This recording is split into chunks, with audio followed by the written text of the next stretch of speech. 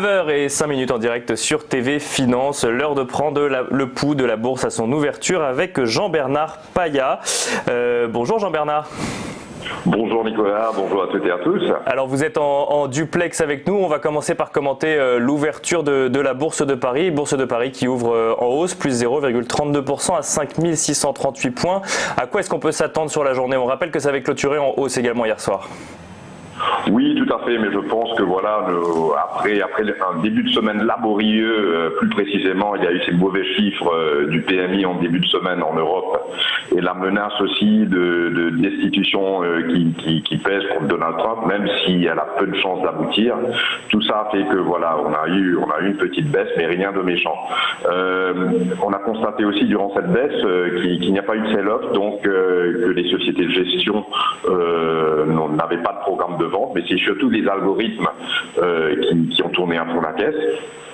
Du côté de la guerre commerciale, il semblerait aussi que nous allons vers un apaisement. Donc, un diplomate chinois a tout récemment annoncé, je crois que c'était ce matin, que la Chine augmenterait ses importations des États-Unis. Il est vrai que cela fait des mois et des mois qu'on annonce un accord, mais espérons que ça vienne un jour. Mais en tous les cas, toutes ces annonces, toutes ces discussions sur la guerre commerciale continuent à impacter fortement les marchés. Ce que nous constatons surtout en ce moment, c'est que les implications techniques, ce sont les implications techniques qui influent sur le comportement des marchés.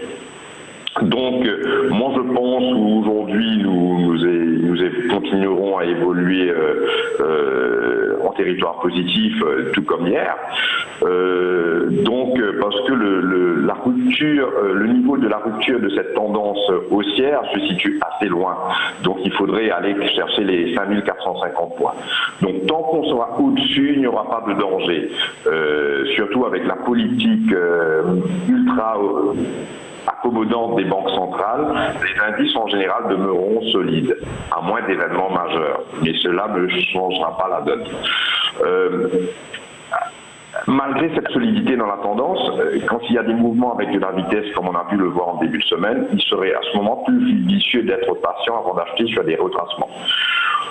À mon avis, le CAC risque d'évoluer entre un plus bas à 5530 points, même si on pourrait glisser, aller, on va dire, jusqu'à 5485 points, qui est le comblement d'un gap.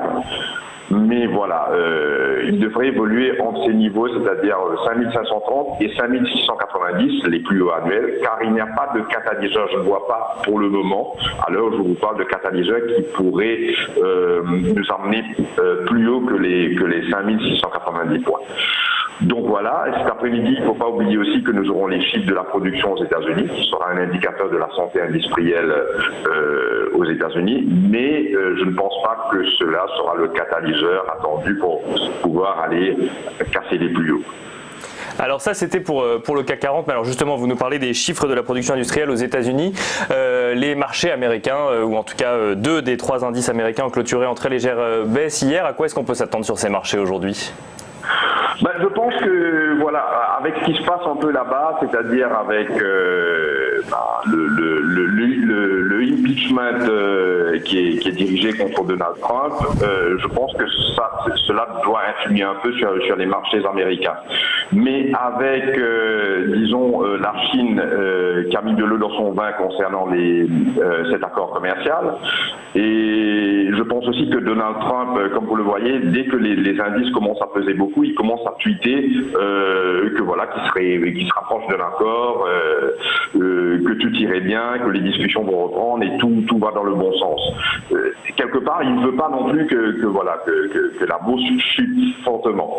Mais je pense que là-bas aussi, il n'y a pas de danger à ce propos, parce qu'il est peu probable, à moins que le impeachment on arrive à un impeachment conclu, mais sinon je vois mal pour quelles raisons, les raisons actuelles qui pourraient faire chuter les marchés américains à l'heure où je vous parle. Donc il n'y a pas de danger. Il n'y a pas de danger sur les marchés américains. Eh bien, merci beaucoup Jean-Bernard Paya pour cette analyse, et je rappelle que vous êtes développeur et trader algorithmique.